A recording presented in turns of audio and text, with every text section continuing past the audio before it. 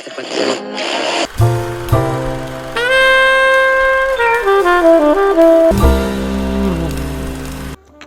Tune in कर चुके हैं सैटरडे सेंपाई पे, जहां हम एक छोटी सी कोशिश करते हैं आपको एनिमे की दुनिया से जोड़ने की। तो बिना वक्त गवाइए चलिए देखते हैं what's happened this past week. Dragon Ball manga के निर्माता अकीरा तोरियामा की 1 मार्च को एक्यूट सबड्यूरल हेमाटोमा के कारण डेथ हो चुकी है। डेथ के टाइम वो 68 ईयर्स के थे।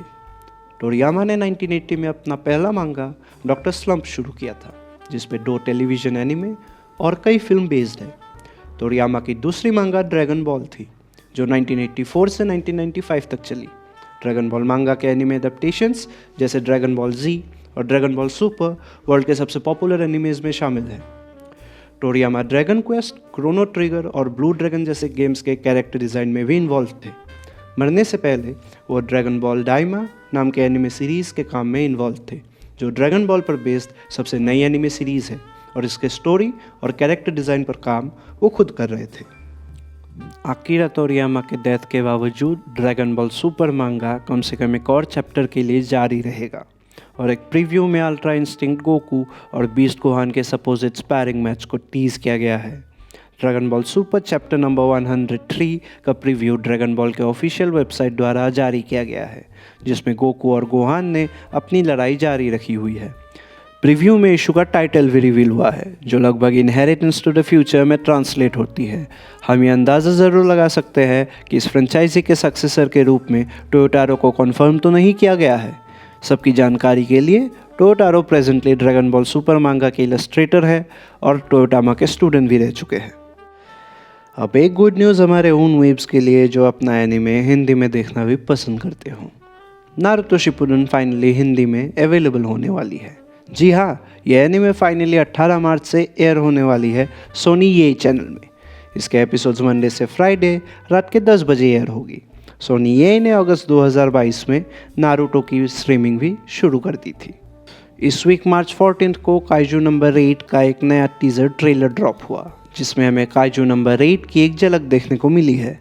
यह नाओया मात्सुमोतो के साईफाई मांगा काइजो हाचिगो पर बेस्ड उसकी एनिमे एडेप्टेशन है। प्रोडक्शन आईजी ने काइजू नंबर 8 का फाइनल ट्रेलर आज से 2 वीक पहले फरवरी 29 को रिलीज़ की थी, और ऐसा लगता है कि एनिमेटर्स ने काइजू बैटल के साथ काफ़ी जस्टिस किया है। काइजू नंबर 8 का प्रीमियर 13 अप्रैल को होने वाला है, और ये एनिमे क्रंची रोल पर स्ट्रीमिंग के लिए अवेलेबल होगी। ये भी अनाउंस हुआ है कि ये सीरीज़ ट्विटर पर इंग्लिश सबटाइटल्स के साथ स्ट्रीमिंग के लिए भी अवेलेबल की जाएगी। हम बात करते हैं डीमन स्लेयर की। डीमन स्लेयर सीज़न 4 की फाइनल रिलीज़ की तारीख आखिरकार 9 मार्च को सामने आ ही गई है, और वो 12 मई है। ऑफिशियल वेबसाइट के हिसाब से सीज़न 4 का एयरिंग 12 मई से शुरू होगी और क्रंची रोल पर स्ट्रीम करने के लिए अवेलेबल होगी। पहला एपिसोड 1 आवर का एक स्पेशल होगा, पर सीज़न 4 में कितने एपिसोड्स होंगे उसके बारे में अभी तक हमें कोई जानकारी नहीं है। यह अनाउंसमेंट एक एडिशनल ट्रेलर के साथ हुई, जिसका रिवील एक स्पेशल इवेंट में हुआ, जिसमें तानजीरो, जेनित्सु और इनोसुके के वॉइस एक्टर्स भी प्रेजेंट थे। डीमन स्लेयर सीज़न 4 इस बार मेन कैरेक्टर्स के अलावा हाशिरा पर भी फोकस करने वाला है, स्पेशली वो हाशिरा जो अब तक एनिमे में ज़्यादा कुछ करते नज़र नहीं आए। स्टोन हाशिरा ग्योमे हिमेजिमा, सरपेंट हाशिरा ओबानी गुरो और विंड हाशिरा सानेमी शिनाजुकावा जैसे कैरेक्टर्स को फैंस के सामने प्रेजेंट करने का और उनके पर्सनल बैकग्राउंड्स और कैरेक्टर पर फोकस इस सीज़न के कोर थीम्स बनते नज़र आ रहे हैं। एक नई isekai anime series a journey through another world का 13 मार्च को रिलीज डेट अनाउंस हुआ है। शिजुरू मिनाजुकी के लाइट नॉवल पे बेस्ड इस नए सीरीज़ का ट्रेलर और की विजुअल्स जेंको प्रमोशंस के यूट्यूब चैनल पे पब्लिश किया गया। यह एनिमे जुलाई 2024 में क्रंची रोल पर रिलीज़ होने के लिए सेट है। एनिमे एडेप्टेशन की अनाउंसमेंट नवंबर 2023 में सीरीज़ की ऑफिशियल वेबसाइट पर की गई थी। सीरीज़ का production EMT squad animation studio द्वारा किया गया है, और आत्सुशी निगोरिकावा इस सीरीज़ के डायरेक्टर है, जो इससे पहले लव टायरेंट और बीस्ट टेमर जैसे सीरीज़ पे काम कर चुके हैं। डेन 2024 के सबसे बड़े और सबसे एंटिसिपेटेड एनिमेज में से एक है, और ये रिसेंटली कंफर्म की गई है कि ये एनिमे अपने रिलीज़ के बाद नेटफ्लिक्स पर स्ट्रीम होगा। इस एनिमे का प्रोडक्शन साइंस सारू कर रहा है, जिसने नेटफ्लिक्स के लिए स्कॉट पिलग्रिम टेक्स ऑफ भी बनाया था, जिसने नेटफ्लिक्स पर काफ़ी अच्छी परफॉर्म की थी। ये देखते हुए कि दोनों कंपनीज पहले एक साथ काम कर चुके हैं, ये बोला जा सकता है कि नेटफ्लिक्स पर देन डेडन का स्ट्रीम होना उनके पिछले एनिमे के सक्सेस से ही इन्फ्लुएंस्ड है। अक्टूबर में रिलीज़ के बाद नेटफ्लिक्स पर स्ट्रीम होना ये बताता है कि प्रोड्यूसर्स को इस सीरीज़ के सक्सेस को लेकर काफ़ी एक्सपेक्टेशंस है। इसके अलावा इस एनिमे को क्रंची रोल पर भी एक साथ स्ट्रीमिंग के लिए डाला जाएगा, जो ये इंडिकेट करता है कि इस सीरीज़ की पोटेंशियल कितनी बड़ी है। नेटफ्लिक्स ने हाल ही में एक क्लासिक एनिमे के रिवाइवल का कंफर्मेशन दिया है। जी हाँ, ग्रेट टीचर ओनिजुका 1 अप्रैल से नेटफ्लिक्स पर स्ट्रीम करने के लिए अवेलेबल होगी। स्टूडियो पियरो द्वारा बनाया गया सन 2000 का ये क्लासिक तोरू फुजिसावा के मांगा पर बेस्ड है, जिसे फैंस जीटीओ भी बोलते हैं। ये न्यूज़ 1998 में की गई लाइव एक्शन एडेप्टेशन के सीक्वल अनाउंसमेंट के बाद आई है। 43 एपिसोड्स का ये एनिमे 2000 के दशक में सबसे बड़े एनिमेज में से एक था। द न्यू गेट एक बहुत ही पॉपुलर MMORPG लाइट नॉवल है, जिसके राइटर शिनोगी काज़ानामी है। इसको 2024 के स्प्रिंग एनिमे सीजन के वक्त रिलीज़ करने की बात की गई है। न्यू गेट 14 अप्रैल को एयर होने वाला है, जिस दिन काइजू नंबर 8 और डीमन स्लेयर जैसे कई हाईली एंटिसिपेटेड एनिमेज भी शामिल है। इस एनिमे का अनाउंसमेंट पिछले साल 9 नवंबर में इसके ऑफिशियल पब्लिशर अल्फा पॉलिस ने कर दिया था।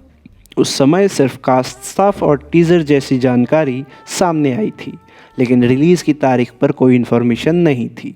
सीरीज़ के मेन कैरेक्टर शिन को केंसी ओनो आवाज़ दे रहे हैं, जो जोजोज बिजार एडवेंचर के जियोर्नो जियोवानी को भी वॉइस कर चुके हैं। दूसरे कैरेक्टर स्नी रेजर की आवाज़ जुजुत्सु काइजन के नोबुरा कुगिसाकी के वॉइस आसामी सेतो दे रहे हैं। फेरी टेल का sequel series 100 Years Quest finally release होने जा रही है। जी हाँ, इसका अनाउंसमेंट सबसे पहली बार 2021 के सितंबर में हुई थी, बट अब fairy tale 100 Years Quest anime को फाइनली जुलाई 2024 के ऑफिशियल रिलीज़ के लिए कंफर्म की गई है। सीरीज़ को JC स्टाफ एनिमेट करेगा, जो इस सीरीज़ के प्रोड्यूसर हीरो माशिमा के दूसरे सीरीज़ एडेंस ज़ीरो को भी अडेप्ट और प्रोड्यूस कर चुकी है। यह अनाउंसमेंट 100 Years Quest के ऑफिशियल ट्विटर अकाउंट ने यूट्यूब पर एक टीज़र के थ्रू किया था। सीरीज़ को अपना अलग वेब पेज भी दिया गया है, जिसमें प्रोडक्शन और एडिशनल इन्फॉर्मेशन अवेलेबल है। ऑफिशियल वेबसाइट में ये भी अनाउंस किया गया है कि मेन कैरेक्टर्स जैसे नात्सु, लूसी, ग्रे और एर्जा के लिए फेरी टेल की प्रीवियस कास्ट एक बार फिर से अपने रोल्स दोहराएगी। अपने ऑस्कर की जीत के बाद the boy and the heron की स्ट्रीमिंग का कंफर्मेशन आ चुका है। हायाओ मियाज़ाकी की film the boy and the heron को अभी एक ऑफिशियल स्ट्रीमिंग पार्टनर मिल चुका है। ये फिल्म जल्द ही मैक्स पर स्ट्रीम करने के लिए अवेलेबल होगी। ये मूवी मैक्स प्लेटफॉर्म पर स्ट्रीम होने वाली स्टूडियो घिबली के बनाई गई फिल्मों की लंबी लिस्ट में सबसे नया एडिशन होगा। ये फिल्म गेंजाबुरो योशिनो की novel how do you live पर आधारित है और हायाओ मियाज़ाकी इसके डायरेक्टर है, जिसे स्टूडियो घिबली ने प्रोड्यूस किया है। 10 मार्च को लॉस एंजलिस में हुए 96th एकेडमी अवार्ड्स में मूवी ने बेस्ट एनिमेटेड फीचर की कैटेगरी में ऑस्कर जीत लिया है। इससे पहले फिल्म ने 47th annual Japan Academy film prizes में एनिमेशन ऑफ द ईयर और इस साल के स्टार्ट में 81st गोल्डन ग्लोब अवार्ड्स में बेस्ट एनिमेटेड मोशन पिक्चर का अवार्ड भी जीता है। जाने से पहले आप सभी के लिए एक इजी सा सवाल, ड्रैगन बॉल की सबसे पहली मूवी कौन सी थी और ये किस साल रिलीज़ हुई थी? आप अपने आंसर्स इस वीडियो के कमेंट सेक्शन में लिख सकते हैं। तो ये तो थी पिछले वीक के कुछ इंपॉर्टेंट खबरें एनिमे के दुनिया से। हमारे साथ जुड़े रहने के लिए शुक्रिया। हम इसी तरह आपको हर वीक एनिमे के दुनिया से अपडेटेड रखेंगे।